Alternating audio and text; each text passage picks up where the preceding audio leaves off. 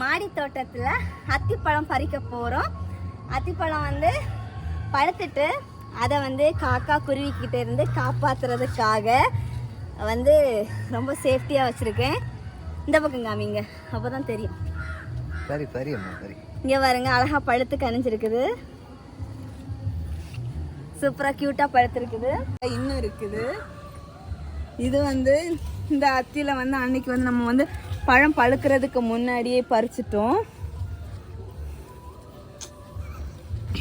எடுக்கு பாதுகாப்பு இல்லைன்னா கிடைக்குமா? சரி அம்மா.